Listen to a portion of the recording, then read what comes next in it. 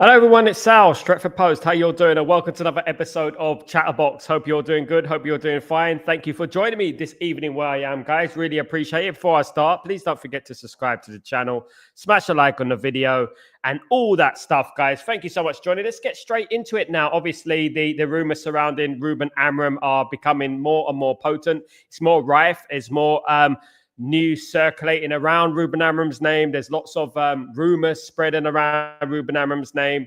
And Ruben Amorim's just conducted an interview with Owen Hargreaves, ex-Manchester United player as well. So, you know, it is really conflicting because, you know, part of me feels like, you know what, he's going to be staying here regardless. But another part of me feels like they're going to get rid of him after the Sunderland game if we don't beat Liverpool. And especially if we lose the Sunderland, I think that's it, to be honest with you.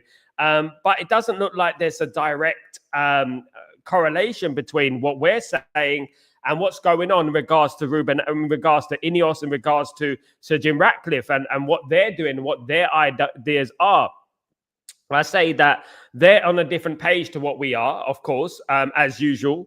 They are on a different page, guys. They are, you know, they don't seem to listen to what the Man United fans want, to be honest with you. But, guys, I'm going to get into it really quickly. In regards to the interim manager, Michael Carrick is extremely interested in taking charge as the Manchester United job as on interim. Now, what do I think about interim managers? I never really believed in interim managers because I know that under Ole Gunnar Solskjaer, we had a record amount of wins. And then as soon as Ole Gunnar Solskjaer signed that contract, everything went pear-shaped and everything just went downhill. And I feel like this interim manager thing can be a manipulation tactic in regards to what the players do. And I've never trusted that, and especially a few of those players who've been there for years. Now, look, it is a short-term take. It is a short-term take, but it's not going to get Man United far. I mean, at the end of the day, it's not going to get Man United far. But what I want to talk about is the problems at Man United, and not just in regards to the manager. It's in regards to everything at this football club. And this is why we're getting mixed signals right now. There's a lack of assertiveness. There's a lack of ideas in regards to what we have planned. We have nothing planned. And I think it's very demoralizing when I just see people talking about the manager and not the ownership. It just goes to show you where we are as mentality-wise in regards to the fan base. Because, you know, it's very easy just to blame one guy. And as there's this poll going around, which was started by United Stand today, in regards to the blame game sort of poll where people are picking percentages to what it is. And I actually think it's 60% the ownership, probably about 20% the players. I think it's 10% the manager, and the rest is the fans. I really do think that. And I think the ownership needs to be blamed a lot more potently. I think everyone has forgotten about people who portrayed positive people at the beginning of the season, and people were saying to me, I'm not going to chuck him under the bus. I'm not, no matter what I do. But they have. And that's the way it is. And no, he's not exempt from blame. The selections will tell you that. He's not exempt from blame. Of course he's not. And by the results, he needs to be gone and he needs to be sacked. But I just don't want to let anyone off the hook. I don't want any of those players to be let off again. I don't want any of those owners to be let off because Omar Barada, Prevel, Jim Ratcliffe did not back him to the extent that they were supposed to back him. And he will be gone because I firmly believe we'll beat Sunderland. I think we'll beat Sunderland. But the problem is that when we come after the international break, we got Liverpool. And after the Liverpool game, which we could possibly lose, there's going to be big decisions to be made, isn't there? And it is looking like rather the end of the road in regards to Ruben Amorim. Now, interim, Michael Carrick is the one we've been speaking about. Michael Carrick is not a fantastic manager, was sacked at his last job. He's not a fantastic manager. I don't care about allegiances and stuff. Great managers, even Neil Warnock can get out of the Championship. You know what I mean? So what I would say is that these guys are not at that level in regards to management-wise yet. And it's just an interim. And I hope it does remain an interim. I hope it doesn't become something permanent. I hope we don't give him a new contract and that's it. You know what I mean? And he gets a job if he starts the season on fire. Now, starts his tenure on fire, shall I say. This is the problem with the players, though, isn't it? Because the players will raise their game when they feel like it. And again, People not mentioning about the players and them down tooling again. You know, I spoke exactly a year ago today. Exactly a year ago today it was 30th September 2024. I was speaking about Erik ten Hag, and I was saying that they need to, if they're going to sack him now. If they're going to sack him now. I said this on a short video, 1 year ago today, and it's almost identical to what I'm talking about right now. Identical, right? Apart from the fact that I did say that we're going to get a new manager bounce when a new manager comes in, which we didn't get. But everything else, what I spoke about in regards to sack him now or just make your decision, or the players are going to down tool, the players are going to let him down again, the new manager's going to be let down. I said this exactly a year ago today, guys. And it's just around and round and round we go in circles. And again, this is why I find I get so frustrated in regards to some of the fan base, because I seem like I'm repeating myself again and again and again. And it's insanity what I'm doing, whether I'm talking about the tactics, whether I'm talking about the system, whether I'm talking about the ownership, whether I'm talking about the players. It's the same old, because we're filled with very one-dimensional thinking people. One-dimensional, not left, not right, just straight down the middle. That is how they think. Extreme opinion 1, extreme opinion 2, in or out, and that's it. And nothing in the middle, nothing in regards to looking at the context of everything and looking at things in a diplomatic way, that, we can pick the bones out of everything, Michael Carrick is a Manchester United legend, no doubt about it. As a player, was a fantastic player. It's not to say that he will make a fantastic manager. I think he was on an interim with Manchester United before. He was the backup manager, wasn't he? And with Ole Gunnar Solskjaer. And when he was the backup manager under Ole Gunnar Solskjaer, there were lots of criticisms about his inactive role in regards to being static on the bench and not having any emotion. There was all that business that people were talking about, but it will only be an interim. At least we hope it will only be an interim, because as we know, Manchester United have got a habit of throwing out contracts and giving contracts when, we shouldn't be giving out contracts, guys. But I still support Ruben Amorim. I'm not going to come here and scream Ruben Amorim out. I think I leave that to everyone else on Twitter and social media. I will leave that to them. I'm not going to be saying, get the fraud out of my club. I'm not going to be saying anything like that. That's not what I do. That's not my style. I don't follow the sheep. I'm not any of that. And what makes me laugh is that Manchester United are heavily involved on TNT Sports today, which is the platform in England in regards to the Champions League. And they are on TNT Sports. Ruben Amorim is conducting another interview on TNT Sports today with Owen Hargreaves. It makes you think that without Manchester United, the Premier League would not even be worth it. Because they have no one else to talk about. Every single day is something to do about Man United. It's something to do with Ruben Amorim. It's another interview with Ruben Amorim. It's another interview with a Man United personnel. Every time, because we are the biggest interest in English football. Not your Arsenals, not your Liverpools, not your Chelseas. We are the biggest subject in English football. And I actually feel if Manchester United left the Premier League, I actually don't think there will be anything to talk about in England, and I actually think we'll become a glorified Scottish league. That's what I think we'll become, because the way they talk about Man United is like we're the only team in England, guys. Absolutely. But as I said, what will be will be. I'm not here to persuade anyone. I'm here to be true to myself, as I've always been. I'm not here to say you should do this, you should do that. What I am here to do is add a little bit of context, to add a little bit of broaden your horizons in regards to your opinions and regards to what your stance is and stuff like that. I said it from the beginning. Ruben Amorim doesn't help himself. He picks the wrong team, the wrong team. It's nothing to do with system. It's to do with team. Another thing I keep mentioning. And he picks the wrong players in the system. And he needs to pick the right players. And that is the only criticism that I will have of Ruben Amorim. I would. If he fixes that, results will come. And then obviously everyone will ease down on the pressure, because it ultimately is all down to results, isn't it? And however, I would say that Ineos was supposed to back Ruben Amorim. They gave him a 4 out of 10 window. They did. And, only fixed the attack without the midfield, which is insanity, to be honest with you. You're supposed to work from that side, not that side to that side, and that's what I would say about that. But it has gone wrong in every single sense this season so far. And we need points on the board. Manchester United need points on the board. Manchester United need to qualify for Europe. And whilst it's still early, we feel that we can still salvage something from the season. Do I believe an interim manager will be good to the end of the season? Probably not. I don't think an interim manager will get us to the levels that we need to be getting to. We'll probably just finish in the second bottom half of the table.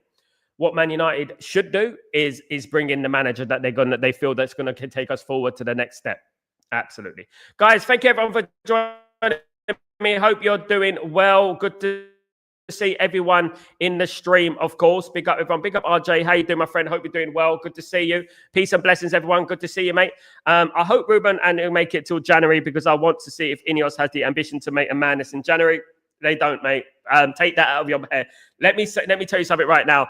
Take that thought and throw it away because they're not going to cook in January. They're not going to do anything miraculous in January. Absolutely not, guys. Good afternoon, Ephraim. Hope you're doing well. Good afternoon, Sal. I want to be successful, but I hope he changes the person on the starting lineup. Say it's a problem of managers. Why some fans don't see that.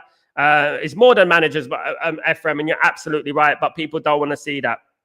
I'm not sitting here and saying that Ruben Amorim is invincible. He shouldn't be sacked and da-da-da. I'm Ruben Amorim and all this rubbish. I'm sitting there bringing a little bit of context to the proceedings because obviously you must have seen social media and you see how much they are all on one direction. Do you know what I mean? And it's exhausting reading it. It's just like a bunch of sheep all herded together into one direction. And great for Ineos because everyone is not talking about them. Not many people are talking about them. And the fact that I'm coming on here and speaking about it, and speaking about the real problems and remembering what I said during the summer. And I ain't going to flip-flop from what I said during the summer, because I did say it that, when we're struggling in the league, don't go throwing Ruben Amorim under the bus because I know that if we manage to sign a couple of midfielders in there, perhaps, maybe, just maybe, we won't have to play Bruno in the centre of midfield. Maybe that. Because rumour has it he doesn't rate Mainu, right? And that's up to him. He works with him every single day. I don't know what's happened with Kobe Mainu, but he doesn't rate him. So he obviously feels that playing Bruno Fernandes there is better, which I disagree with. I don't agree with that.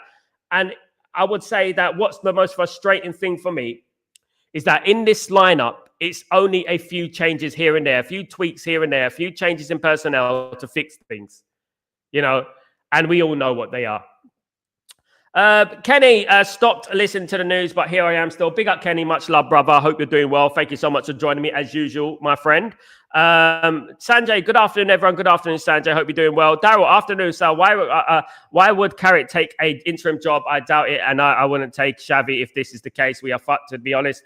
There's no one out there, Daryl, my friend. Big up, Daryl, by the way. There's no one out there that stands out for me as, wow, that guy is the guy I want. Not quite like when Ruben Amorim was made available and we were all excited.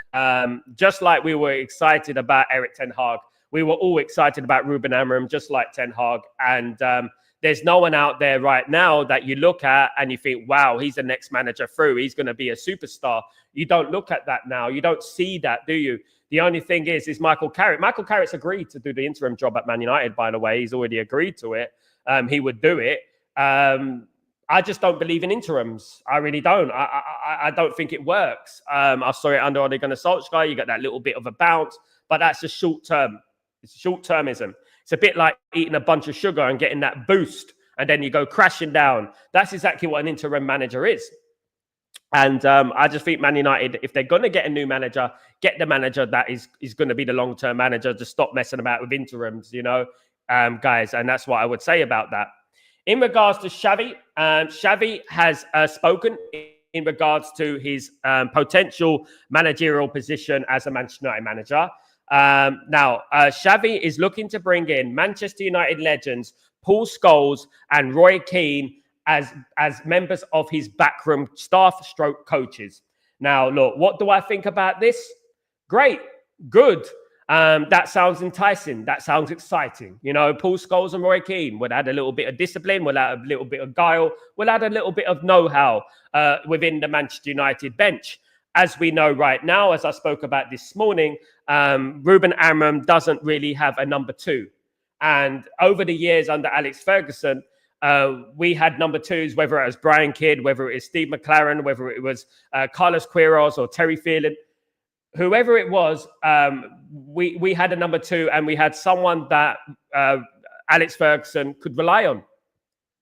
And they were just as important as Alex Ferguson himself, you know. Right now, we don't see that Ruben Amorim. We don't see a number two. We don't see any second number two there.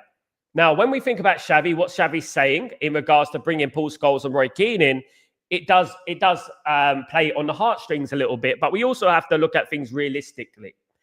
Roy Keane would be fabulous because I feel like Roy Keane is the sort of personality that Man United need in the dressing room. I actually think that is what we need. We need someone who's going to give these players an absolute kick up the backside. That is what I'm thinking, you know. In regards to Paul Scholes, I think that would be unnecessary. I think that's overcooking it. But I would like to have Roy Keane in as the backroom coaches, as the members of staff. We need that at the football club. As much as people say we don't, mates rates, legends of the game and stuff like that, there's nothing wrong in bringing through Roy Keane and Paul Scholes into that equation, because they know about the football club. They know about the standards of the football club. Even, I would say, the way Wayne Rooney has been speaking recently, even the way he's been speaking, I love the way he's been speaking recently. And, you know, someone of that ilk at the football club wouldn't do harm to the football club in regards to Paul Scholes and Roy Keane, or even a Wayne Rooney, because these people, these great players, they know about our football club. And if Xavi came into the football club right now, having those two there, right, it would help him a lot. Xavi's not stupid. He knows. He comes from the La Masia. He comes from Barcelona, where they are very, very connected with their legends, and they are very, very connected with giving their legends opportunities at the football club in regards to an easy path into coaching, into the under-21s, and obviously leading up to the main team, like Frank Rijkaard and Pep Guardiola. I think that's what Man United need to do. I think it is. We can go two ways here. We can go two ways here. We can just say, right, what we're going to do now is we're going to get Michael Carrick, and we're going to have Michael Carrick only. And we're going to bring in a couple of legends as well. And we're just going to we're going to work with that. And we're going to, or we can say, right, this is what we're going to do. We're going to completely rip everything out. We're going to get a new manager in there, and we're going to back him to the end. And this is going to be our guy. We've heard that all before, haven't we? Ruben Amorim was their guy, and Ruben Amorim hasn't been backed into the level that we needed to be backed, of course. Big up, Darryl. Hope you're doing well. Good to see you. Big up, Chow. What's going on, my friend? I hope you're doing well. Good to see you, mate. Amorim won't drop Bruno, Maguire, Dalot, because they are all in the leadership group. And this is what the problem is, isn't it, Chow? This leadership group. Now, look, what is a deja vu? A deja vu is when you do the same thing, and you remember it from the past, because that's what I get with this leadership group. Now, every single manager has gone down this road where, you know what? We're going to make Maguire, Shaw, Bruno, the leaders of this group, and Dalot, the leaders of this group. And we're going to make a group, and they're going to be the leaders.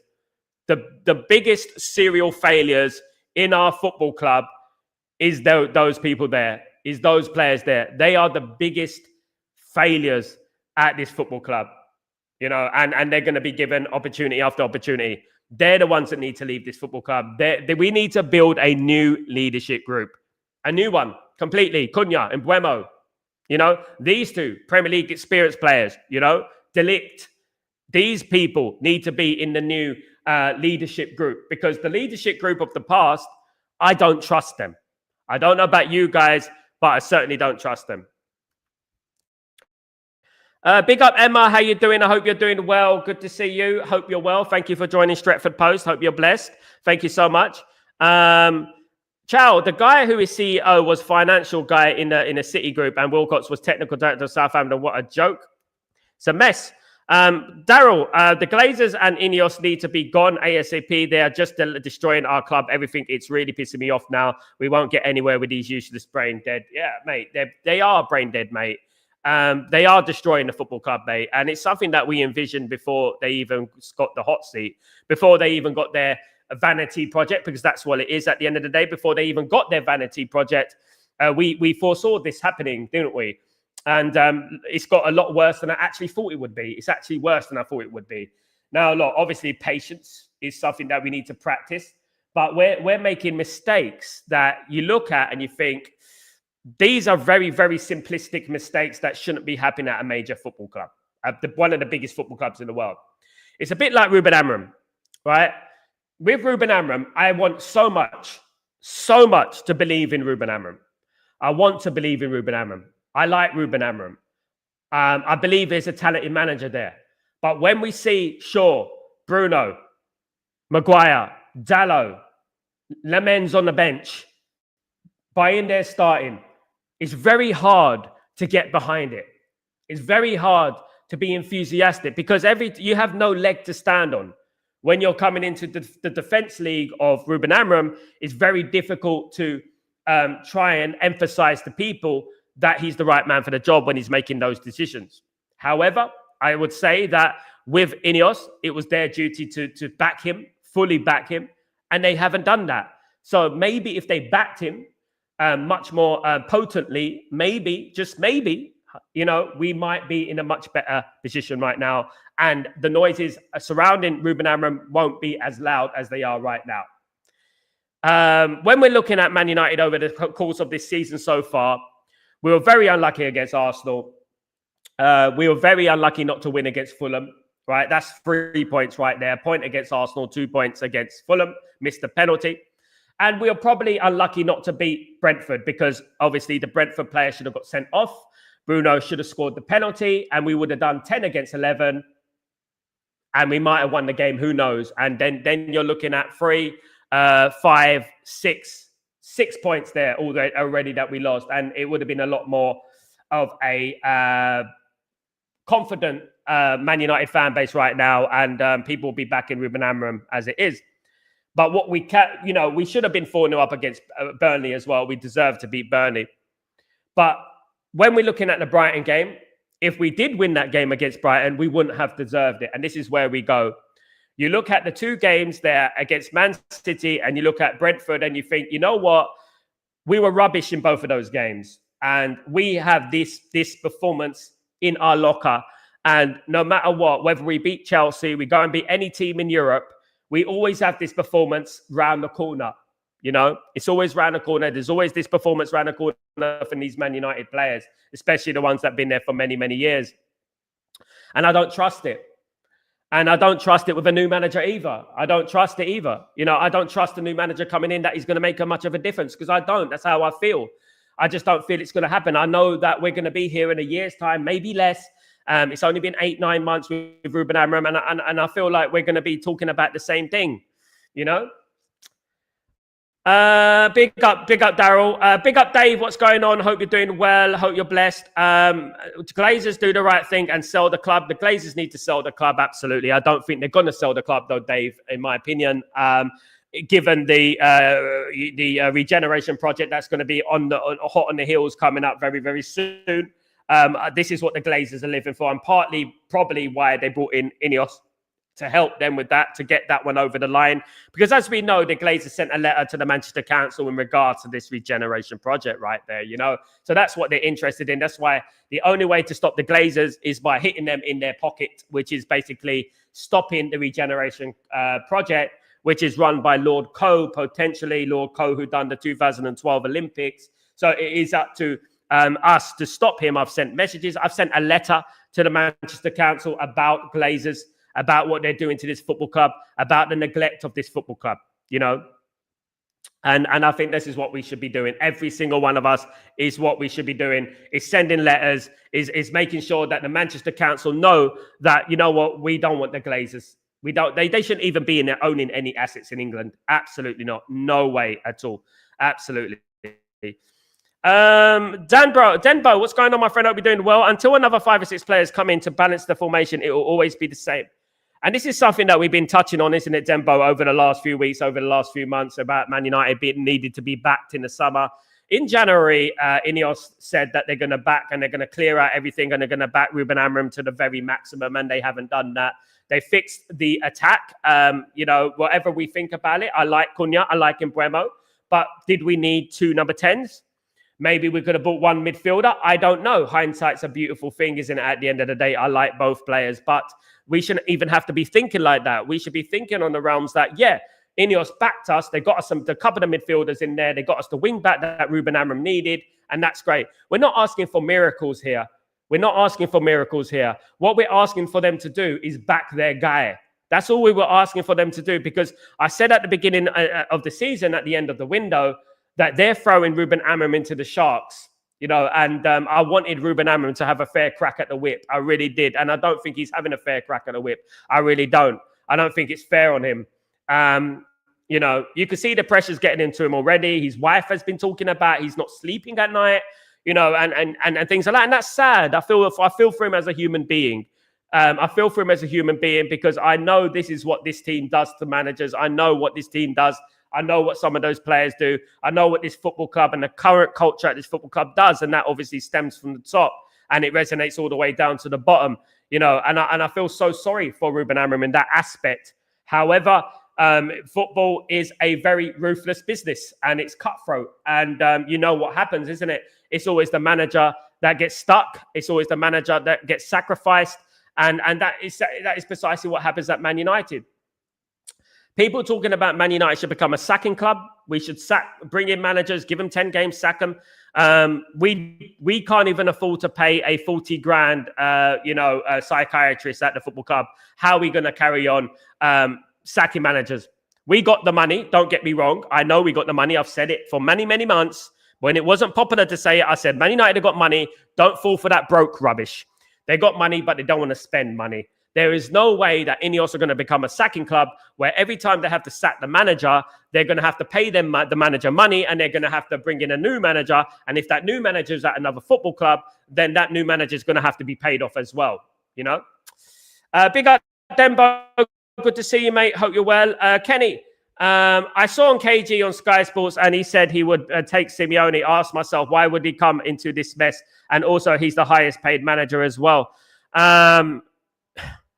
If people know the history between Manchester United and Diego Simeone, they wouldn't even know about, what he actually is in regards to what happened with David Beckham and all that. But let's put that to one side. Simeone is an extremely pragmatic defensive manager that the Man United fan base would not tolerate. They would not tolerate that. I'm not saying that Simeone, it would be an absolute disaster of an option. I'm not saying that. But what I would say is that it will completely go to the opposite of what Manchester United want, which is the fan base wants, which is beautiful football. We want beautiful football, and we want passion, and we want Manchester United style wingers and things like that. Do you know what I mean? And Simeone's done okay at Atletico Madrid. He's won a league title there, not many years ago, of course, but he has also been known as Nearly Man. And, what I would say is that I would prefer Simeone over some of the names that we're being linked to. Of course I would. He is a name. He is a character. He is disciplined. He is ruthless. But I don't think that will be the choice for him. And he is expensive as well. He would be very expensive to bring to Manchester United. Would have higher wages as well. As you said there, Kenny, he's the highest paid manager. Would Ineos want to do that? Would they want to bring someone like Diego Simeone? Now, Diego Simeone is a defensive manager, a pragmatic style manager. He's even more pragmatic than Jose Mourinho. He puts him to shame. Would he? I just don't know what could happen. I don't know. With this bunch of players that we have currently and the personalities that we have at the club right now, do you think that Simeone would work with the current crop of players that we have? I don't know. There's many managers out there who I'm looking at and people are suggesting to me. I honestly feel like I would much rather have Zinedine Zidane over Simeone. I really do, because at least he would demand respect and stuff. But then again, you could look at Zinedine Zidane and say that why hasn't he managed any other football club since he left Real Madrid? And obviously because Real Madrid was such a great team when he was managing Real Madrid. They had world-class players, proven winners in that team, didn't they? But Diego Simeone, I like him. I like his passion. I like his grit. I like that about him. He's the old school sort of man. And I do like that about Simeone. But then again, we might as well bring in Ryan Giggs, isn't it? We might as well get someone like that in the football club, because at the end of the day, everyone deserves a chance. Simeone got his chance and he succeeded. And he succeeded well. you know, there's loads of people out there. There's loads of options out there that, you know, I would say that, you know, would do well for Manchester United, would potentially do well for Man United in our ideal world, you know. Do you think that Simeone going into Manchester United, the outspoken guy that he is, and, you know, would these current crop of crybabies that we have at this football club, would they tolerate that? You know, and that's what I would say. Would they tolerate that, you know? Benjamin Counter, KG's a waffler. He says anything for views. Well, I like KG. I say that I like KG as a person. I think he's a very talented dude. I think he's a very great actor as well. In regards to football, I'm not quite sure about his ball knowledge. I know that he follows the crowd a little bit. He's on the United View. Fair play to them, but they're very, very corporate content creating channel. They follow the crowd, a bit of sheepism again. They got Mappeteers on there, who's a pro Glazer guy. Everyone knows it. And, you know, I would say that that's the only issue with that. I don't rate any of their football opinion to the level that I rate other people. That's not to say I don't like them. I actually do. And they're welcome on this channel if they want to prove me wrong. And I would say that they don't really have Manchester United DNA, I would say, in regards to up here. And what I could speak all day about Man United without having to look at spreadsheets and stats and things like that. And that's what I would say. However, KG's opinion about Diego Simeone is not the worst opinion in the world. It's not. Diego Simeone would obviously make his mark. He would obviously rattle a few cages in there because that is what Simeone is about, isn't it? He's about rattling a few cages and stuff, you know. MP, what's going on, my friend? Hope you're doing well. Good to see you. Hope you're blessed. Of course, Carrick has my vote as interim until the end of the season. His first move as interim after Ole was a bench Bruno, and fanboys girls didn't think that was a major red flag. Get him in. He'll sort Bruno. Do you think so, MB Crater? Do you think he will drop Bruno? Do you honestly think that Carrick would drop Bruno? I don't know. Ole Gunnar Solskjaer dropped Bruno. Let's not forget that. He dropped Bruno, guys, and he recognised the problem. You know, a problem that we foresaw for a very, very long time ourselves, isn't it? You know, Bruno's not the only problem, my guy. It's also Luke Shaw, Maguire, and Dalot. Is he going to drop them players too? Because I'm looking at it and I'm looking at the British thing, and I don't want that to be a thing. You know, I want Lenny Yoro, I want Aiden Heaven starting in that centre-back's position because I believe they are the future. Now, I said on my tweet earlier on about a plan. Most of the Man United fans, they don't ask so much. They want to see a plan. When we're turning over pages to the previous chapter in regards to Dalot, Shaw, Maguire, you know, we get disorientated and we get our trust in the process disintegrates. We lose it because we're still seeing the same players that we've seen for many, many years now. Guys, I had less grey hairs. I had no grey hairs when Luke Shaw signed for Man United. None. You know what I mean? I was a fresh kid, you know, when Luke Shaw signed for Man United. And this is what we're talking about here. How we still got those players playing for Man United who have serially underachieved at Man United is beyond me. It's beyond me. As I said earlier, if Luke Shaw is the Ted Bundy of football, he's a serial sacker. He sacks people. That's what he does. You can add every single player who played in the class of 92 in Alex Ferguson's team. They sacked less players than Luke Shaw. You know, and that's what we're talking about, you know? It's bad. APN. Amorim doesn't have a ball to drop Bruno, Shaw, Dalot. And this is the problem with it is APN. And you're entitled to his opinion because it's a true opinion. And it's something that I brought into the stream many, many times. And he's a great manager. He is. His selection policy is wrong. His selection policy based on favoritism, based on safety first. I said it many, many times, guys. History was not created with comfort zones. Comfort zones don't make you great. You have to go beyond your comfort zone. You have to make decisions that are sometimes not popular. Sometimes you're like, wow, the fan base will be like, wow, what the hell is he doing? Even Alex Ferguson did that. Alex Ferguson had the cojones to drop David Beckham for Luke Chadwick. This is what Alex Ferguson was because he would always keep those players on their toes. No one is untouchable at the football club, let alone the players that you mentioned, Bruno, Shaw, Dalot, Maguire. who have been at this football club for many, many years now and have underachieved, and thrown various managers under the bus. You know? Good day, Gary. Big up APN. Good day, Gary. Hope you're doing well. I hope you're good, blessed. RJ, I can't take another manager bounce. Amorim needs to pick the right team. Me too, mate. I hope he does at the weekend, my friend. I hope he does. Although I haven't got the enthusiasm that he's going to do that. Edimalga, how you doing, my friend? Good to see you again. I hope you're blessed. We need a coach who has experience in English Football League. I don't think so. I don't think we do. Jurgen Klopp wasn't experienced in the Premier League.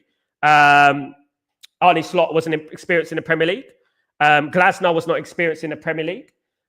That has nothing to do with it. It's nothing to do with it. Absolutely nothing. Nothing, because the Premier League is so diverse these days that you don't need an experienced manager in the Premier League. Who's it? Who are you going to get? Who are you going to get? Most managers in the Premier League right now did not have Premier League experience. Areola didn't have Premier League experience. All the managers that we are being linked with right now didn't have Premier League experience when they came into the football club. And that's what I would say about that. It's not the be-all and end-all. It's not the be-all and end-all. That's all I'm saying in regards to that.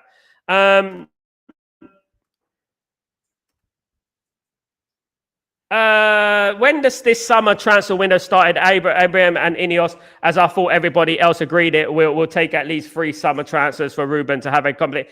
I said it at the time, Gary, and I'll say it again. When the time isn't there, everyone would agree with it. Everyone would fight, yeah, that's absolutely correct. We're going to give him 3 windows. That's what we're going to do. When it comes to it and actually getting down to the nitty gritty and actually getting down to reality, these same fans, they don't have the strength to do it. They don't have the patience to do it. They don't have the mindset to do it. They don't, because they're a very immediate, we want it now fan base.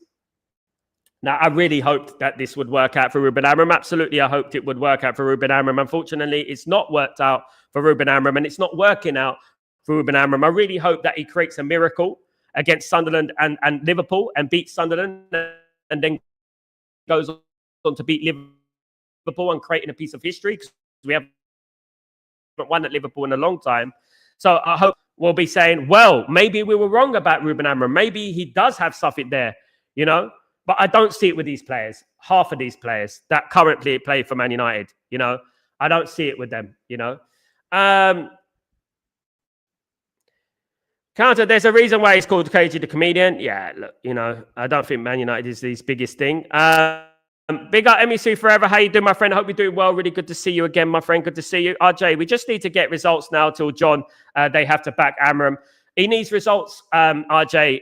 This could be Ruben Amorim's last game against Sunderland. I'm telling you right now. What I'm hearing is that if he loses or draws to Sunderland, that's it.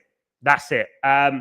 He has to beat Sunderland by hook or by crook. It'd be lovely for Man United to go out there and win handsomely.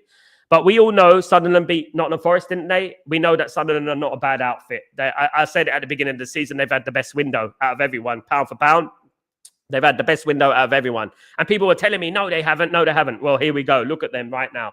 And I would say that Man United need to be on their toes on Saturday. And if they beat Sunderland, I think that Ruben Amorim survives until the Liverpool game. I think he survives until the Liverpool game. Depending how we win, obviously.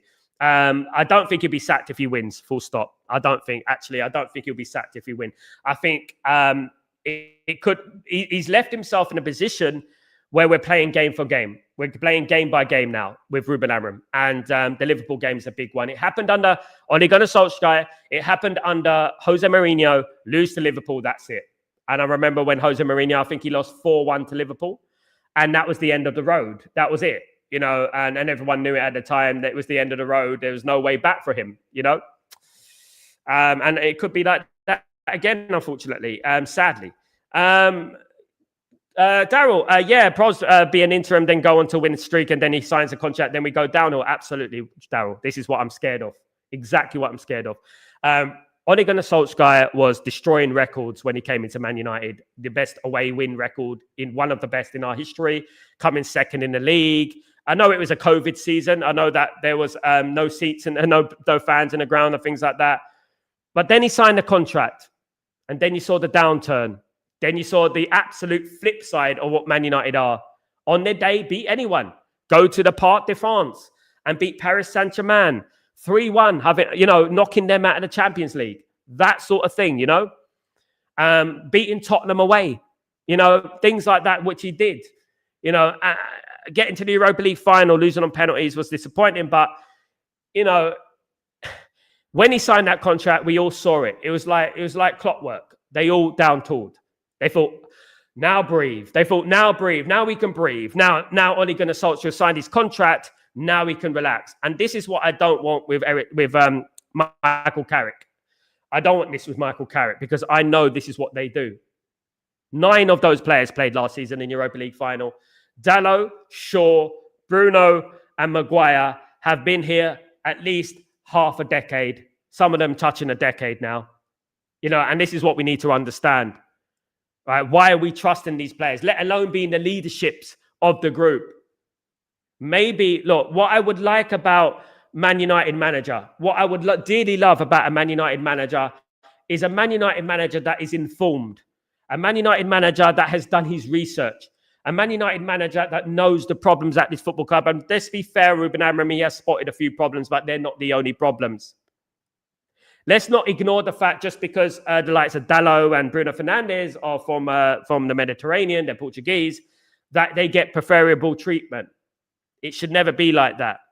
We need to look at these players and think these players have become serial down-toolers. And they throw the manager under the bus. Given half a chance, given half an inch, they will throw the manager under the bus. And I think this is where Ruben Amorim is naive. I think when he walked into Manchester United, the first thing I would have done, I would have done my research anyway before I signed that contract.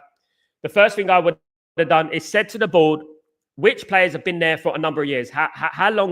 Who has been at Man United the longest? And I would have demanded a list from those upstairs in regards to the players and how long they've been at the football club, how much wages they're on, etc., what they've won, and what finals they've lost, everything. I would want to know all that. I would want to know all that about those players. And then I'll get rid of them all. I'll say I don't want any players with this mentality. I don't want any players that have been failing time in, time out. I know it's not going to be done in one window. I know that, but we've had 2 windows now. The majority of them should have been gone by now, especially Dalot, Luke Shaw, Maguire, Bruno should have been out there. We should have sold Bruno. I said it at the beginning. We should have sold Bruno. If we had no intention in playing Bruno as a number 10, there was no point keeping Bruno. If we were going to play him as a number 8, I would have said 100% we need to sell Bruno now. We cannot keep Bruno in the number 8 position. It is harming the football club,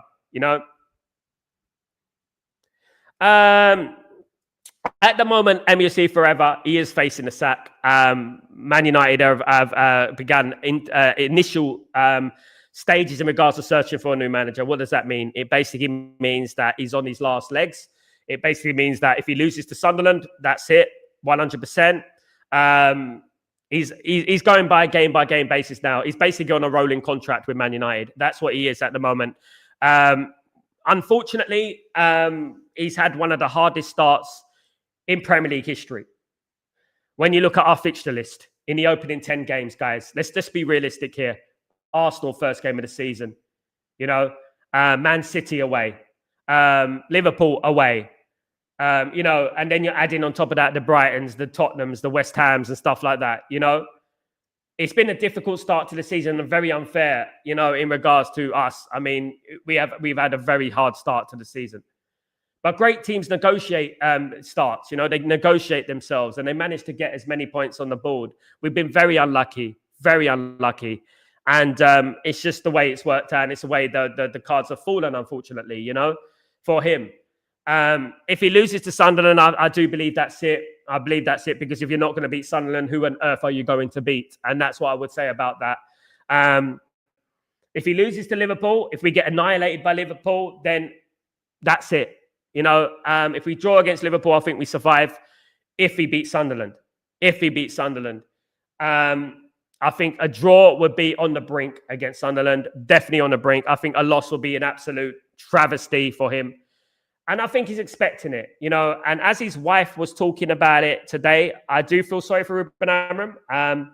His wife was talking about how he can't sleep at night, things like that. He's aged literally in 8 months. He's aged years in 8 months. And this is what Manchester United do to people. This is what they do to people. You just need to look at Scott McTominay and Rasmus Højlund right now. They look healthy. They look fit. They look like they've been eating that good food down in Naples. They look very fit and healthy, completely different to what they looked at Man United. And that's what we're talking about. Man United is the biggest club, one of the biggest clubs, top 2 in the world. And they are the most underachieving big club in the world too. So the pressure at Man United right now is astronomical. It's ridiculous. And it's very hard for anyone to walk into that football club and succeed at any kind of level because the pressure is ridiculous. We have cults within the fan base. We have extremism within the fan base in regards to opinions. We have player FC for all different players in the fan base, which is crazy.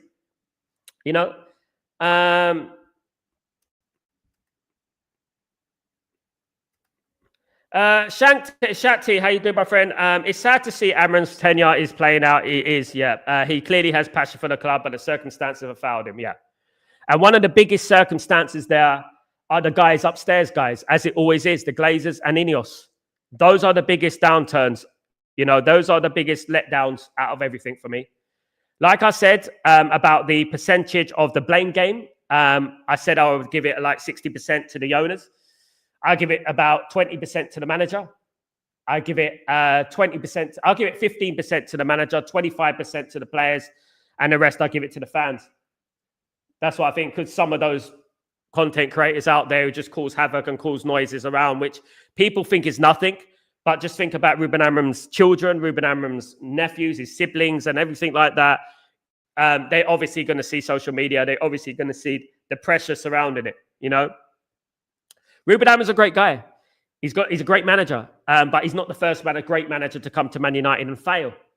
And I'm interested to see how this plays out because, it does look likely he's no longer going to be at Man United. It's sad. I know it is.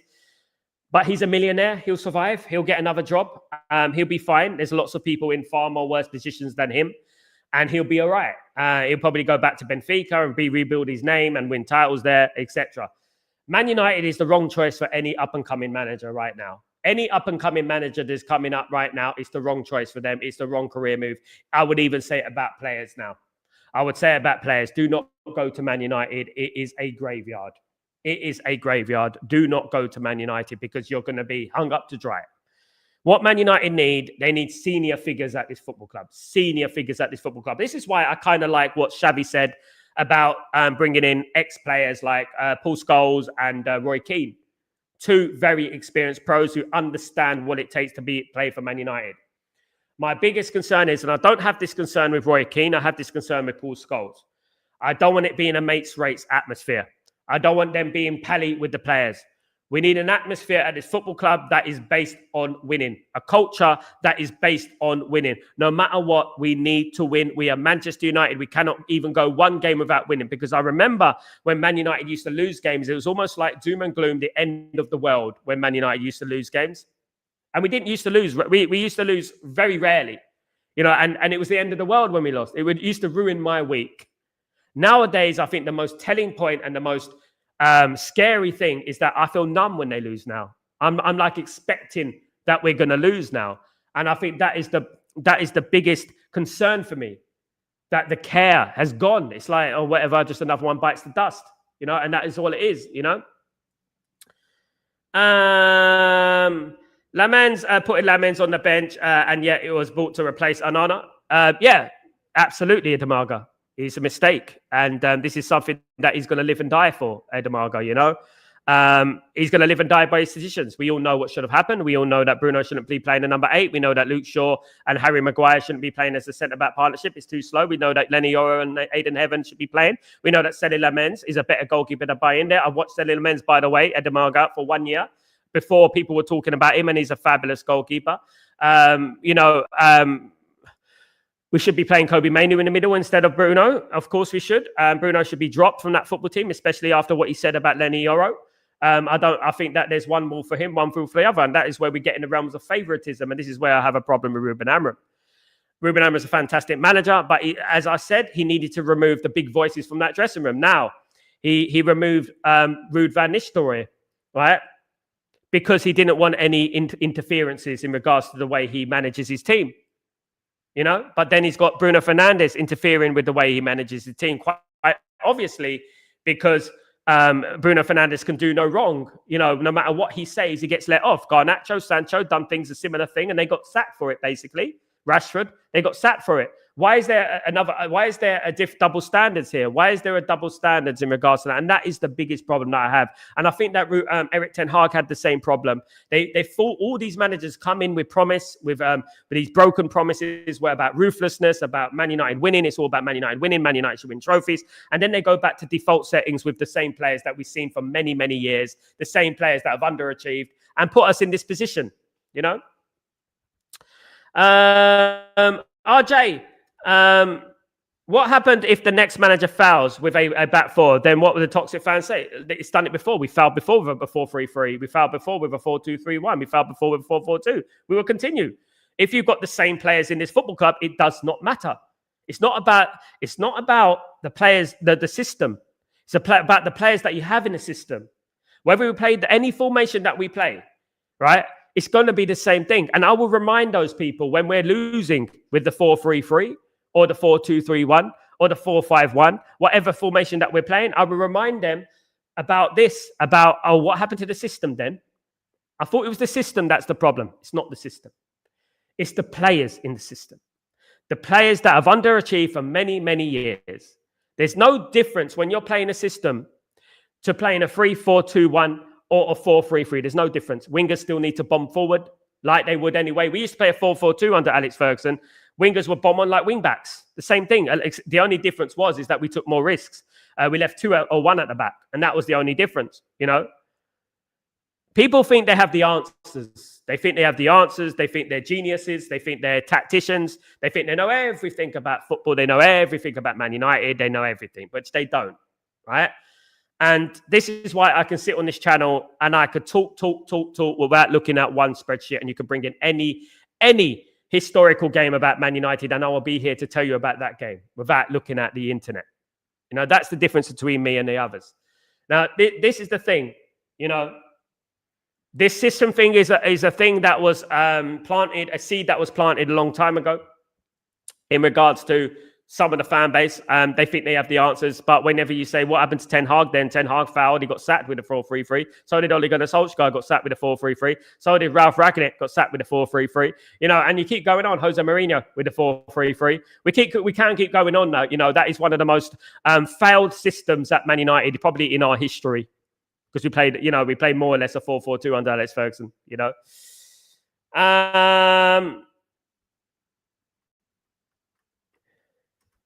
Don't just trust me, MUC forever. If he loses to Sunderland, I can't give away my sources, unfortunately, mate. I've sworn that I don't do them things, but he has to lose to Sunderland. That's the one thing. It could be his last game. It is the brink, isn't it? Kenny, do you honestly think something is holding Amorim back in regards to dropping certain players to 11? Absolutely, Kenny. I do. I've said it this morning. I do believe that certain players are required to play because of the wages they're on. Bruno Fernandes is on 300,000 a week. He's a £100 million player, as we know, that we rejected. So they see him as not a footballer.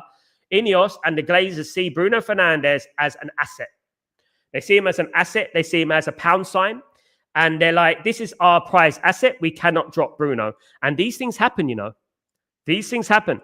Like Ruben Amorim said, we don't know what's going on behind the scenes. We don't know what's going on there. Exactly.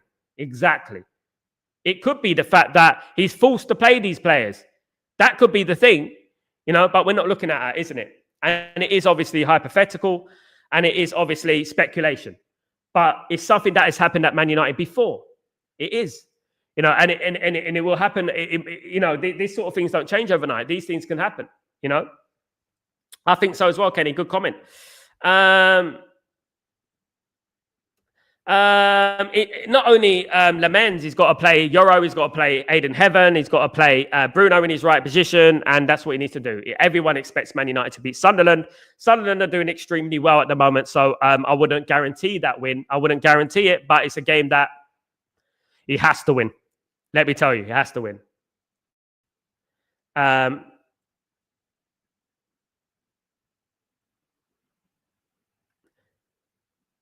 Bruno doesn't have to start if he's captain, Monsieur. He doesn't have to start. Alex Ferguson had a captain and he had a sub-captain. He doesn't have to start. Why should he start? Why? What gives him the right to start when he's giving away games, giving away goals? There's no right. We are Manchester United, not Bruno FC. No one has a right to start MSC at this football club. Nobody has the right to start at this football club. Alex Ferguson had a sub-captain and he had his captain. We need a sub-captain. That's what we need. Forget about the sentiments here. Bruno Fernandes is Man United's worst captain in our history. In our history. I'm not bothered about that player FC sort of thing.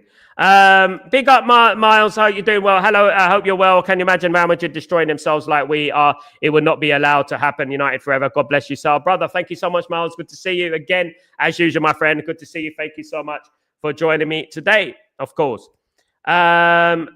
APN, Sunderland match could be his last match, so needs to change players, not formation. Exactly, APN. Exactly. It's his last chance. Why isn't it Bruno's captaincy not being stripped off? He should be stripped off like Maguire. There's a reason, Kenny, that Ole Gunnar Solskjaer did not want Bruno as captain. And people forget that. Ole Gunnar Solskjaer wanted Maguire. Even though I don't agree with Maguire being captain, I think there's much more suited captains now. I think there's De Ligt who could be the captain. Absolutely could be the captain. You know, there's players in this team right now, in this squad, that are better suited captains. Absolutely. MP Craig, the next manager needs a clean set of players with Ralph's open heart surgery. But MP Crater, let me tell you something about Ralph's open heart surgery. He wasn't talking about players, mate. That was a small part he was talking about. He was talking about the ownership and the board. That is what the open heart surgery was. He's talking about the heartbeat of Man United, which is the board. And people just brought the players into it like it's the players are the problem. No. It was the board. But I understand the theory in regards to that. Players was a small part of it, what he was talking about. Mentality and culture that I've been banging on about a lot. But Luke Shaw, Dalot, Bruno, Maguire need to leave this football club. I've had enough of them. I'm tired of it. I'm tired of these sentiments. I'm tired of they have to play. Why? No one has been guaranteed a spot in this football team in my life. Nobody, not even David Beckham, Paul Scholes, Ryan Giggs, Ole Gunnar Solskjaer. None of these players have been guaranteed a spot in this football club. Big up, Grayo. How you doing, my brother? I hope you're doing well. Good to see you. When and not Amorim plays, sure, Maguire, Dalot, Fernandes better against Sunderland. Do you agree with him? He's trying to get himself sacked. I've had enough of this bullshit. Grayo, is his last chance, brother. We'll probably beat Sunderland at the weekend, no matter what. But it's his last chance to make a stand. These players have shown us, they've shown him who they truly are, what they're all about, what they're all about. And that, they are serial failures. The Ted Bundy of football, like I said. They're serial failures, serial sackers. They sack managers for fun. Especially some of them, Luke Shaw, definitely. Bloody hell. Amorim is his own worst enemy by constantly playing absolute wipes the sun his own devil. We all know what has to be done. But Amorim's team selection is a fucking joke, brother. It is a joke, but we also need to remember the board and as to why he has to play those players, Grayo, as well. What happened upstairs? We should have had Qatar, bro. This is they didn't back him, mate. So if we had a full rebuild, maybe, just maybe, we wouldn't be forced into playing some of these players. There's only a couple of changes there I would make. Obviously, and Bruno is one of them. Dalot, Shaw, Maguire. But those players shouldn't be at the football club anyway. What are they still doing here? Those players should have been at the football club a long time ago. There's a whole number of problems at this football club. It's not just the manager. It's 60% the ownership. And we have to remember that as well. If Ruben Amorim is trying to get sacked, we will see that on Saturday, won't we, bro? We will see that on Saturday. And if he picks the same lineup, then I might as well just hold my hand up and just say, well, he's definitely trying to get sacked. But if I see the lineup on Saturday, Grayo, and I see Aiden Heaven, Yoro, Lamens, Mainu, Bruno as a number 10 or not playing at all, then I will be, you know what? He's actually trying to win this game. He's not trying to get the sacked. Will that happen? I'm very, very unlikely, but let's wait and see. Big up, Grayo. Dan, bro, will what's going on, Sal? There's a shocking fact that out there right now, Man United haven't won an EPL game without a pen or red card since the March. That's shocking. It is. But this is the direction that Man United have been going in for a long time, Dan, bro. You know, this isn't just Ruben Amorim. This has been going on for years and years, and this has been boiling over since David Moyes' days. You know, this is when it's been happening since David Moyes' days, you know. It is what it is. Guys, I want to thank everyone for joining me today. Thank you so much. You're absolute legends. Please don't forget to subscribe to the channel if you're new. Please don't forget to smash a like on the video. Also, guys, don't forget to put your notifications on because I will go live whenever anything happens. And also, I'm back tomorrow morning for Breaking Dawn, guys. So don't forget to join me for that. Really appreciate every single one of you in the stream. Sorry I can't get through every single one of your messages, guys. As Grayo says here, guys, please don't forget to smash a like on the way out. I've got 65 in the house right now at this very moment. Don't forget to smash a like in the guys. Let's do that, guys. You know, kill false prophets. Why can't we go for Glazer straight away? Because he'll get eaten up alive at Man United. He'll be sacked in 6 months, mate. Trust me. Trust me. Trust me. He'll be sacked in 6 months. That's what will happen. He's a weak manager, a very nice, Mr. Nice guy. He will get eaten alive. Salt Squad 2.0. Sal, you are. Don't mean that Bundy or football rather than Ted Bundy, who was a serial killer. Yeah, Ted Bundy. Yeah, I mean Ted Bundy, man. Ted Bundy was the serial killer, wasn't he? He was the serial killer, not Al Bundy. It was Ted Bundy. Ted Bundy was the serial killer. Not Al Bundy. I don't know. I don't know my serial killers. Perhaps you do, Gary. I don't know. But guys, thank you so much. Have a great day, great evening, great night, wherever you are in the world. I'm Sal Warner. This is Chatterbox, and I shall see you tomorrow for Breaking Dawn. If nothing breaks, of course. Take it easy, guys. Up the Reds. See you soon. Bye.